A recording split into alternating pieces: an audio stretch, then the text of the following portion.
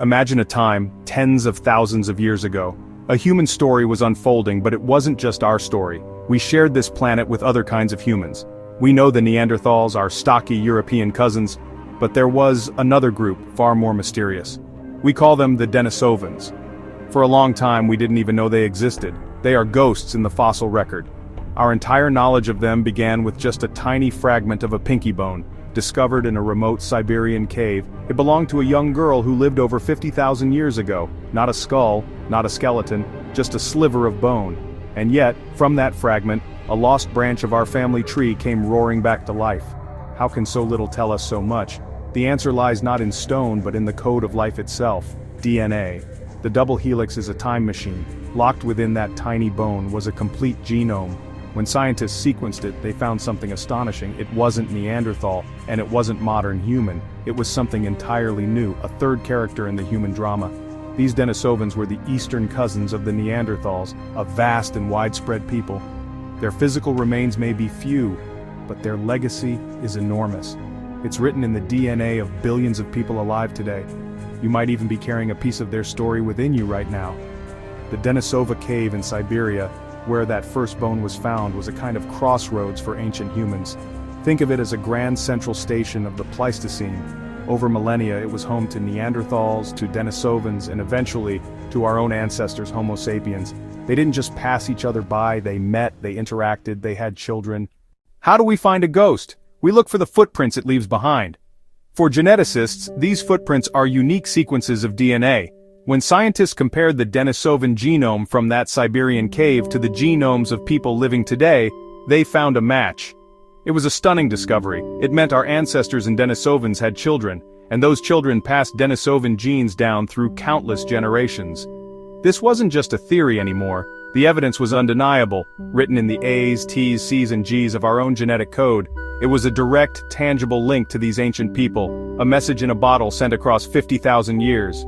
This genetic inheritance is not evenly distributed. People of purely European or African descent have little to no Denisovan DNA.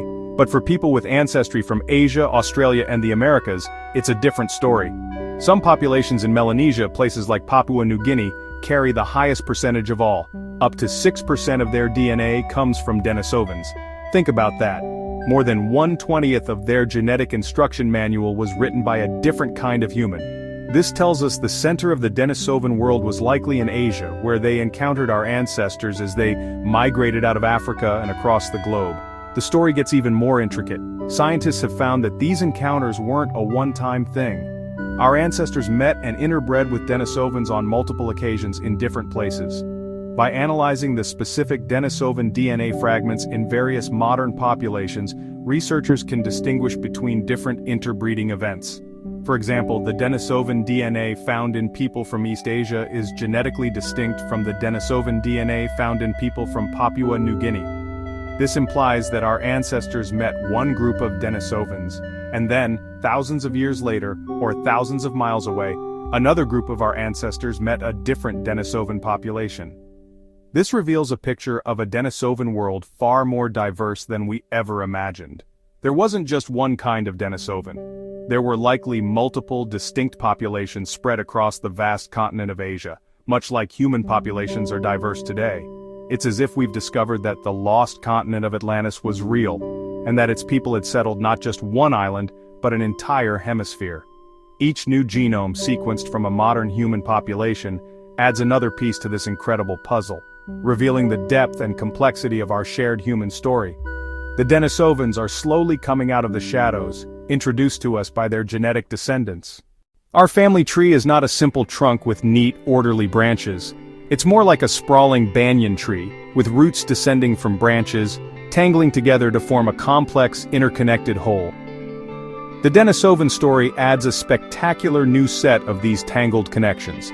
The genetic evidence suggests that our Homo sapiens ancestors interbred with at least two distinct Denisovan groups.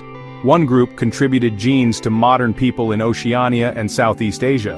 Another group contributed genes to people across East Asia, from China to Japan. These weren't fleeting encounters, they were significant enough to leave a permanent mark on our species. The journey of these genes is a saga in itself. As modern humans expanded across the globe, they carried these Denisovan genetic gifts with them.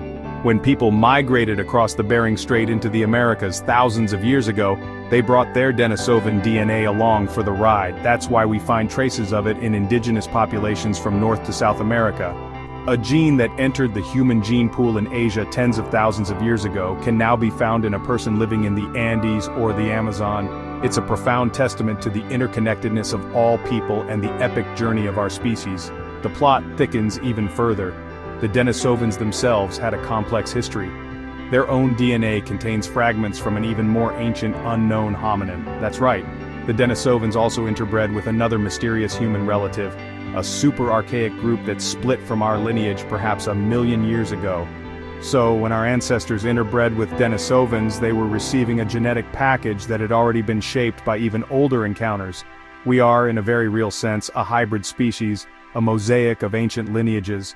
We carry within us the genetic echoes of multiple human experiments, some of which vanished long ago. This completely reshapes our understanding of evolution. The old idea of one species neatly replacing another is gone. The reality was a world of porous boundaries, a hominin melting pot. For hundreds of thousands of years, different groups of humans overlapped, competed, coexisted, and yes, interbred. This exchange of genes was not a footnote to our story, it was a central feature. It provided a reservoir of genetic diversity that our ancestors could draw upon as they faced new challenges in new environments. The Denisovans weren't just a dead-end branch, they were a vital contributor to the success of modern humans. Why does any of this matter today? Because the genes we inherited from Denisovans weren't just random baggage. They were biological tools, adaptations that helped our ancestors survive, and they continue to help us today. The most famous example comes from the roof of the world, the Tibetan Plateau. For centuries we've wondered how Tibetans thrive in the thin air at altitudes above 4,000 meters, where most people would quickly succumb to sickness. The answer, it turns out, came from the Denisovans.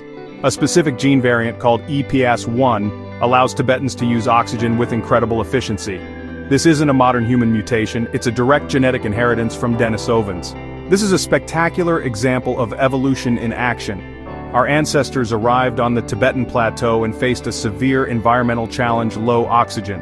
But through interbreeding they acquired a ready-made solution, a genetic superpower that had been perfected by Denisovans who may have lived at high altitudes for millennia.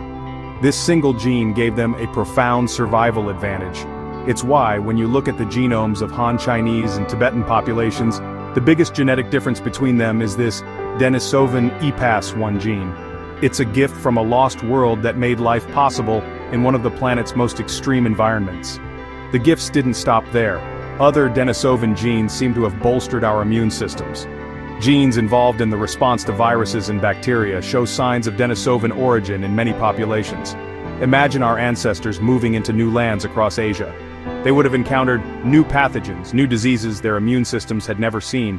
By interbreeding with local Denisovans, who had been living there for hundreds of thousands of years, they acquired immune genes already adapted to those local threats.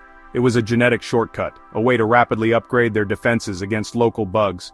This ancient alliance helped our ancestors survive and thrive.